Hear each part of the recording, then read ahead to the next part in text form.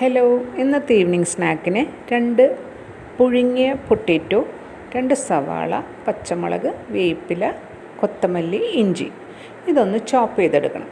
ഒരു ബോൾ എടുത്തിട്ട് ചോപ്പ് ചെയ്ത വെജിറ്റബിൾസ് ഇട്ട് അതിലേക്ക് ഇടിയപ്പത്തിനെടുക്കുന്ന പൊടി, ആ പൊടിയുടെ ഒരു തവി പൊടി, അതിൽ തന്നെ ഒരു തവി കടലപ്പൊടിയും ആവശ്യത്തിന് ഉപ്പും, നമ്മുടെ പൊട്ടറ്റോ ഒന്ന് സ്കിന്നെല്ലാം മാറ്റി അതും ഒന്ന് പൊടിച്ച് ചേർത്ത്, ഇനി ഇതിലേക്ക് ഒരു തവി പുളിയില്ലാത്ത തൈരും ചേർത്ത് 1/2 ടീസ്പൂൺ മുളക് പൊടി, ഇതിൻ്റെ പകുതി മഞ്ഞൾപ്പൊടി, 1/2 ടീസ്പൂൺ മല്ലിപ്പൊടി, അയമോദക അതായത് അജ്വൈൻ അതും കുറച്ച് ചേർത്ത് നല്ലതുപോലെ ഒന്ന് ഫ്ലഫി ആയിട്ട് ഇങ്ങനെ കുഴച്ചെടുക്കണം.